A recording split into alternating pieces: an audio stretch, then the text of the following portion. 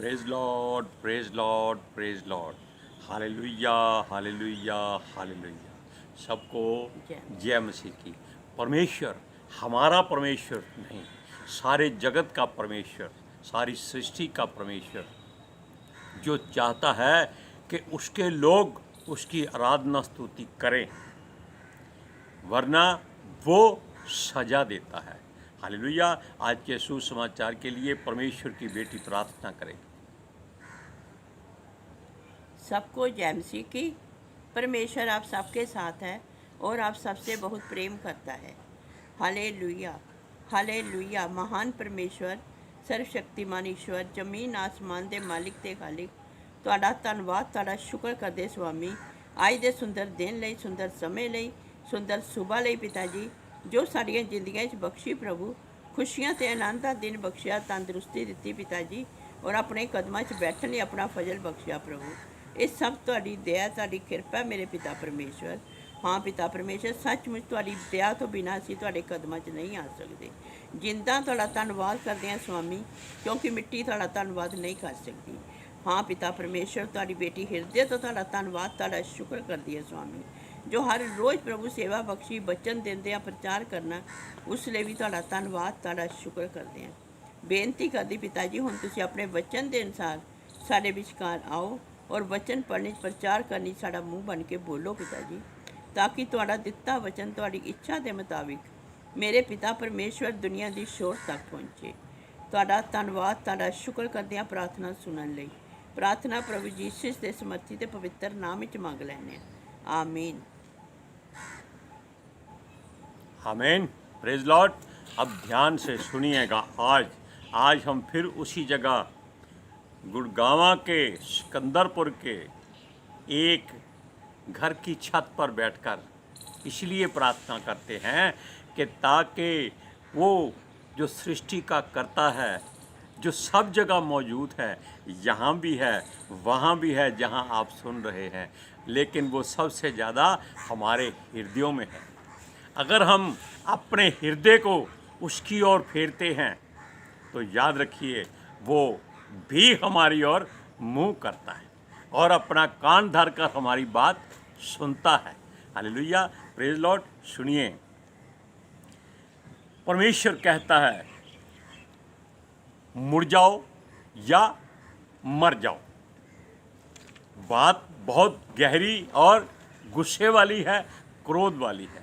मर जाओ या मुड़ जाओ। क्यों कहता है? वो कहता है अगर उसे नहीं मानना तो तुम मुर्दों के समान हो, तुम मिट्टी हो।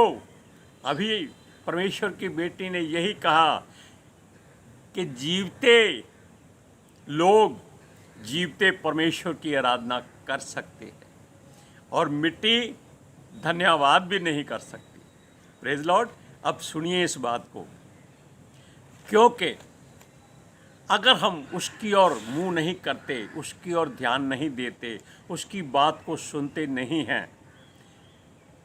तो वो कहता है भागो। कहाँ तक भागोगे? आपको मालूम है कि संसार कहता है धरती गोल है। अगर गोल है तो कहाँ तक भागोगे? वहीं घूमकर आ जाओगे। हम बहुत बार बताते हैं, कोल्लू के बैल की तरह।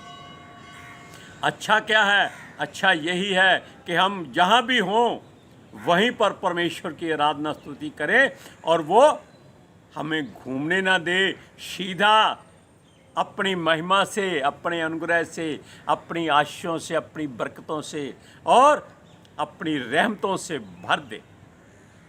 हालेलुया।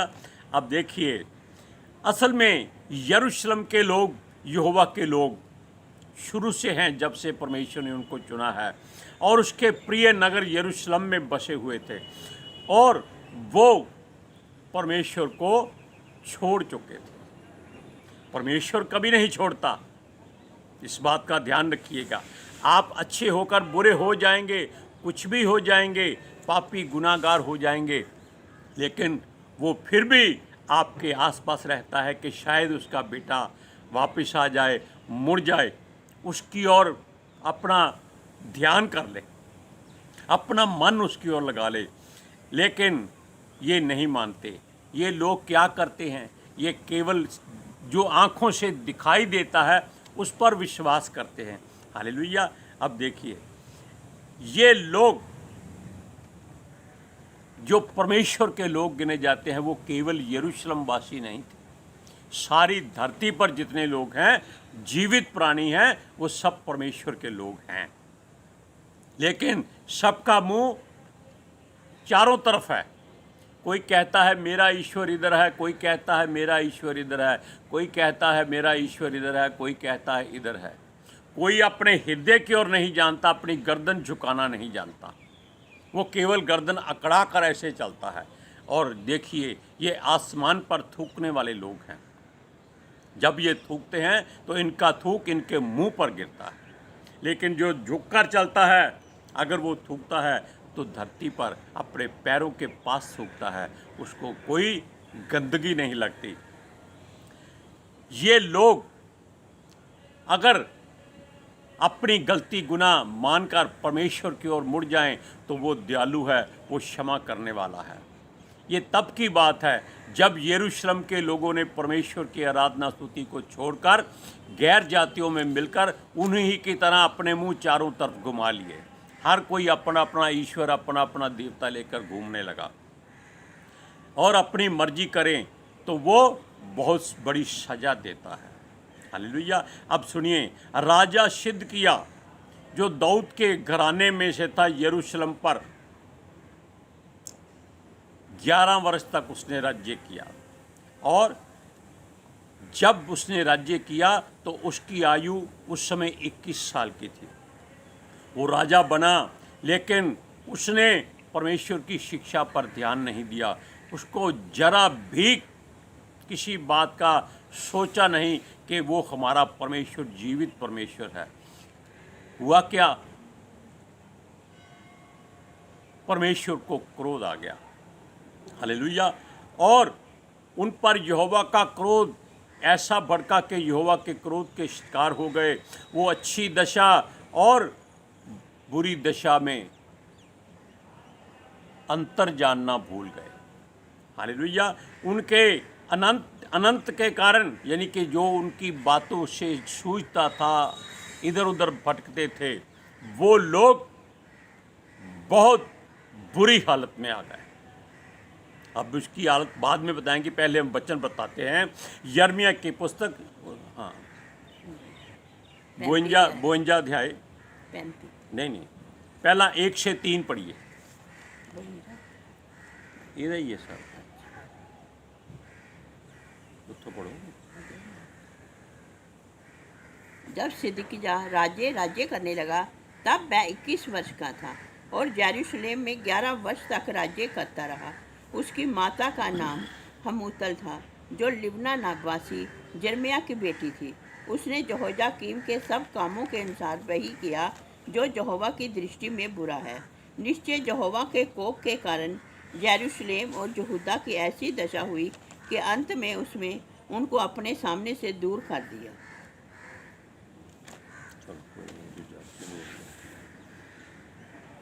Hallelujah, praise Lord. आज हम वचन कुछ और बोलना चाहते थे, लेकिन परमेश्वर की मर्जी कुछ और थी। उसने वचन कुछ और दे दिया, लेकिन है उसी बातों में ही। हालेलुया। अब सुनिए, राजा ने बेबीलोन के राजा नबूकदनेस्सर से भी बलवा कर लिया। यानी कि जो सिदकिय्याह राजा था, उसने उससे बलवा किया जिसने उसकी सहायता की थी। उसको वो मदद करता था, उससे भी उसने बलवा कर लिया। अब सुनिए, तो क्या हुआ? नबूकदनेस्सर ने यरूशलेम को चारों तरफ से घेर लिया और 2 साल तक उनको घेरे रहा। क्यों घेरे रहा? ताकि इनका आना जाना, व्यापार करना, घूमना फिरना, बाहर दूसरे राज्यों से सहायता मिलना सब बंद हो जाए। ऐसा बुरा हाल हुआ कि इनके घरों में रोटी खत्म हो गई, अन्न खत्म हो गया, भूख शुरू हो गई, मार काट शुरू हो गई, क्योंकि भूख से लोग कभी जीवित नहीं रह सकते, कुछ भी हो जाए। अब सुनिए, वहाँ कर महंगी बहुत बढ़ गई, अकाल जैसे हालात हो गए और इस वक्त राजा सिदकिय्याह को चाहिए था कि वो या तो नबूकदनेस्सर से क्षमा मांग लेता या उससे सुलह कर लेता, मेल कर लेता और उसको भेंट दे देता, कुछ भी कर लेता, अपने राजा होने का फर्ज अदा करता। लेकिन ये ऐसा राजा था जिसको हम मूर्ख कहते हैं, केवल देवताओं के पीछे भागने वाला राजा, जो अपने लोगों को भी ऐसे ही कराता था, लेकिन तब उसके किसी देवता ने उसका साथ नहीं दिया। Hallelujah, praise Lord. सुनिए, नबूकदनेस्सर ने 2 वर्ष तक इसको घेरे रखा ताकि ये लोग भूख से मरकर बाहर निकलें और वो इनको गुलाम बनाकर ले जाए या मार डाले। अब आप सोचिए, गुलाम बनना अच्छा है या मरना अच्छा है? गुलाम बनोगे, परमेश्वर आपको फिर वहाँ से छुड़ा लेगा। आप जानते हैं इजरायलियों को 430 बरस तक फिरौन के राज्य में गुलामी करनी पड़ी, लेकिन जब वो निकले तो खाली हाथ नहीं बल्कि पूरे मिस्र को लूट कर निकले, वो भी उनकी मर्जी से।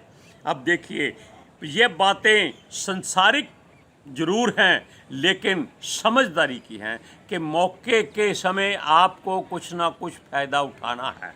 हालेलुया। अगर वो अपने पुरखाओं के परमेश्वर यहोवा को ढूंढता तब क्या होता? तब परमेश्वर उसको छुड़ा सकता था, लेकिन उसने अपने देवी देवताओं को ढूंढा, लेकिन किसी ने उसका उत्तर नहीं दिया, साथ नहीं दिया। अब क्या हुआ? ये उस तरह नहीं बना जैसे यहोशापात के ऊपर मुश्किल और मुसीबत आई थी, उसको कई राजाओं ने घेरा था, उसने कुछ नहीं किया, उसने केवल अपने परमेश्वर यहोवा को ढूंढा था। हालेलुया। इसके बारे में परमेश्वर का एक दास जिसका नाम सूरज प्रमाणी है, वो बहुत अच्छी तरह से इस बात को खोल कर बता देता है। यहोशापात उसका एक फेवरेट मनुष्य है, राजा है। हालेलुया। अब सुनिए इन वचनों को, यिर्मयाह की पुस्तक 52 अध्याय उसकी 4 से 6 आयत तक पढ़िए।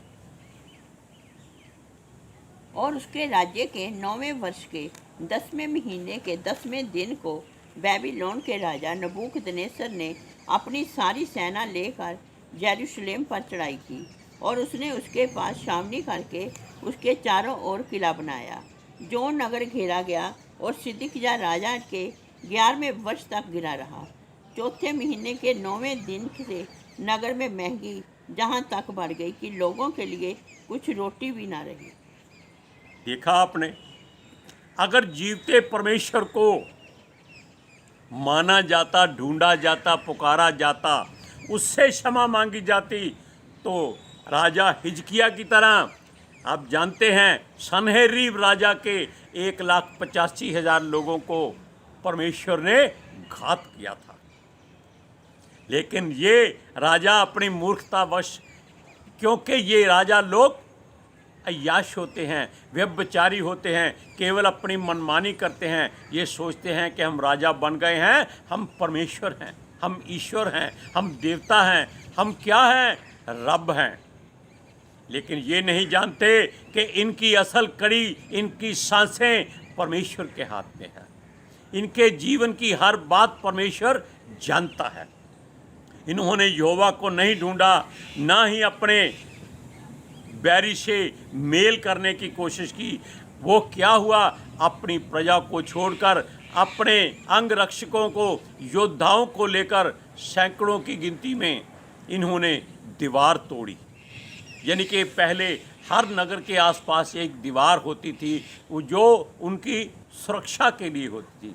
इन्होंने क्या किया? इन्होंने देखा भी इस तरफ राजा नबूकदनेस्सर की सेना कम है या नहीं है, क्यों? उनको एहसास नहीं था। इन्होंने दीवार में छेद किया बहुत बड़ा, उसमें से घोड़ों समेत निकलकर भाग गए और ये समझते थे कि अब वो बच जाएंगे, लेकिन वो लोग बहुत चौकन्ने थे।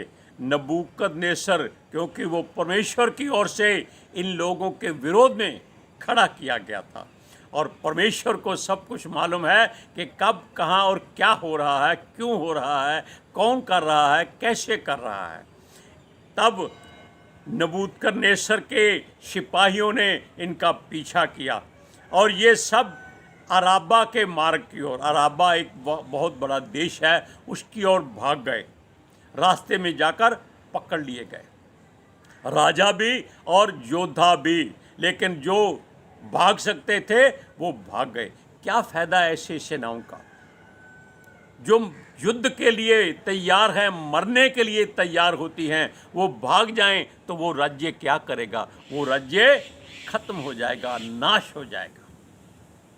वो उसकी कोई सहायता नहीं कर सकता क्योंकि उसका बैरी परमेश्वर हो चुका था। अब ये लोग केवल अपनी बुराई के कारण भागे थे, लेकिन पकड़े गए और दंड के योग्य ठहरे गए, क्योंकि इन्होंने किसी का बुरा नहीं, इन्होंने सृष्टि के कर्ता को अनसुना, अनदेखा और बुरा माना था।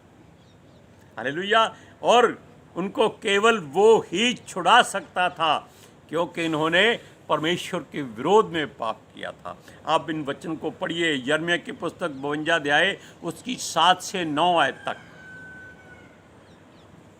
तब नगर की शहरपनाह में दरार की गई और दोनों दीवारों के बीच जो फाटक राजा की बारी के निकट था, उससे सब योद्धा भागकर रात ही रात नगर से निकल पाए और अराबा का मार्ग लिया। उस समय कसदी लोग नगर को घेरे हुए थे, परंतु उसकी सेना ने राजा का पीछा किया और उसको यरीहो के पास के अराबा में जा पकड़ा। तब उसकी सारी सेना उसके पास से तितर बितर हो गई। तब वह राजा को पकड़कर हमात देश के रिबला में बेबीलोन के राजा के पास ले गए और वहां उसने उसके दंड की आज्ञा दी। अब दंड कितना गहरा होगा ये आप सोच नहीं सकते, क्योंकि जब परमेश्वर की ओर कोई नहीं मुड़ता तो वो मार देता है। हमने पहले क्या बताया था, या मर जाओ या परमेश्वर की ओर मुड़ जाओ, दोनों में एक बात होती है। अब उसको कितनी बड़ी सज़ा मिली थी, आप इस बात में अंदाज़ा नहीं लगा सकते। उसके सामने ही उसके सारे पुत्रों को तलवार से जैसे एक पत्थर के ऊपर रख रख कर मारा गया। वो अपनी आंखों से देख रहा था। काश वो सोचता होगा अगर युद्ध में मारा जाता तो लोग उसकी वाह वाह करते कि उसने कुछ किया है। युद्ध का मतलब क्या है? मरना या मारना। अगर नहीं मरोगे तो ऐसी तरह दूसरे मार देंगे, अगर मार लोगे तो जीत जाओगे। अब क्या हुआ, उसके सारे पुत्रों को राजा के सामने घात किया गया, मार दिया गया, सबकी गर्दनें काट दी गई। कितना दुख होगा जब एक बाप के सामने उसके जवान बेटों को मारा जाए। लेकिन परमेश्वर के लिए ये बातें क्या हैं? एक क्रोध। अब सुनिए और क्या हुआ। और ये हुआ कि इसके जितने प्रधान जैसे फरीसी होते हैं, या जो भी सेनापति, या जो भी इनके बड़े बड़े हाकिम जिसके साथ भागे थे, सबको उन्होंने राजा के सामने मार दिया।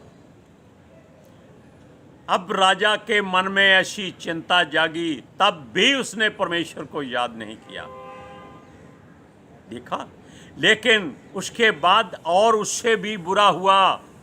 बुरा क्या हुआ? बुरा ये हुआ कि राजा नबूकदनेस्सर ने सिद्ध किया, राजा की आंखें फुड़वा दी, अंधा कर दिया। उस समय आंखें क्या होती थी? जलते हुए सलाखों से आंखों में छेद कर दिया जाता था। वो आंखें कभी ठीक नहीं हो सकती थी। कितनी दर्द, कितनी तकलीफ सही, ऐसी तकलीफ उसको युद्ध में नहीं मिलती। अगर वो हाथ पैर कट जाते, मारा जाता, कुछ हो जाता, लेकिन उसको फ़क्र होता, घमंड होता कि उसने अपने देश के लिए युद्ध किया है। चाहे वो परमेश्वर से दूर था, लेकिन अपने राजाओं की राजगद्दी ना छोड़ता, तब भी परमेश्वर उसका साथ दे सकता था। और ये हमारा परमेश्वर जो दयालु है, अनुग्रहकारी है, विलंब से क्रोध करने वाला है, दुख देकर पछताने हारा परमेश्वर है, ये प्रभु क्षमा कर देता है। इसकी ओर मुड़ना ही ज़्यादा है। जिसका घराना और सारी घराने की जनता उसके पीछे आ जाए तो वो मनुष्य भाग्यशाली हो जाता है और सुख और चैन से जीवन पाता है। हालेलुया। अब वचन पढ़िए, यिर्मयाह की पुस्तक 52 अध्याय उसका 10वां और 11वां वचन। बेबीलोन के राजा ने सिदकिय्याह के पुत्रों को उसके सामने घात किया और यहूदा के सारे हाकिमों को भी रिबला में घात किया। फिर बेबीलोन के राजा ने सिदकिय्याह की आंखों को फुड़वा डाला और उसको बेड़ियों से जकड़कर बेबीलोन तक ले गए और उसको बंदी गृह में डाल दिया। वह मृत्यु के दिन तक वहीं रहा। मौत तक यानी कि मरने तक कैसे तड़प कर रहा होगा। कहाँ राजा और कहाँ कैदी, वो भी अंधा और वो भी जेल में सड़ा। लेकिन हम ये बात दोबारा फिर बताएंगे कि ये बातें क्यों हुई, राजा के ऊपर परमेश्वर का क्रोध क्यों बढ़ा। इसलिए परमेश्वर जो चाहता है कि या मर जाओ या उसकी ओर मुड़ जाओ। धरती की लालसा मत करो। आज के सुसमाचार के लिए परमेश्वर की बेटी प्रार्थना करेगी। यानक लाओ। Hallelujah. Thank you Jesus, thank you Lord, thank you पितर आत्मा जी। ਤੁਹਾਡਾ ਧੰਨਵਾਦ, ਤੁਹਾਡਾ ਸ਼ੁਕਰ ਕਰਦੇ ਸੁਆਮੀ। ਸਾਡੇ ਵਿਚਕਾਰ ਆਉਣ ਲਈ, ਵਚਨ ਪੜ੍ਹਨ 'ਚ, ਪ੍ਰਚਾਰ ਕਰਨ 'ਚ, ਸਾਡਾ ਮੂੰਹ ਬਣ ਕੇ ਬੋਲਣ ਲਈ ਪਿਤਾ ਜੀ, ਤੁਹਾਡੀ ਬੇਟੀ ਹਿਰਦੇ ਤੋਂ ਤੁਹਾਡਾ ਧੰਨਵਾਦ, ਤੁਹਾਡਾ ਸ਼ੁਕਰ ਕਰਦੀ ਸੁਆਮੀ। ਸੱਚਮੁੱਚ ਖੁਦਾ ਤੁਹਾਡਾ ਦਿੱਤਾ ਵਚਨ ਤੁਹਾਡੀ ਇੱਛਾ ਦੇ ਮੁਤਾਬਿਕ ਮੇਰੇ ਪਿਤਾ ਪਰਮੇਸ਼ਵਰ ਦੁਨੀਆ ਦੀ ਸ਼ੋਰ ਤੱਕ ਪਹੁੰਚੇ, ਲੋਕ ਸੁਣਨ ਔਰ ਸੱਚਾਈ ਨੂੰ ਜਾਣਨ ਔਰ ਸੱਚਾਈ ਉਹਨਾਂ ਨੂੰ ਆਜ਼ਾਦ ਕਰੇ ਪਿਤਾ ਜੀ। ਮੈਂ ਤੁਹਾਡਾ ਧੰਨਵਾਦ, ਤੁਹਾਡਾ ਸ਼ੁਕਰ ਕਰਦੀ ਸੁਆਮੀ। ਔਰ ਤੁਹਾਡੀ ਸਾਰੀ ਪ੍ਰਜਾ, ਸਭ ਬੱਚੇ ਹਮੇਸ਼ਾ ਤੁਹਾਡੇ ਅਨੁਗ੍ਰਹਿ ਵਿੱਚ ਬਣੇ ਰਹਿਣ। ਆਮੀਨ। आमीन। हालेलुया। Praise Lord. सबको ਜੈ ਮਸੀਹ। जय मसीह।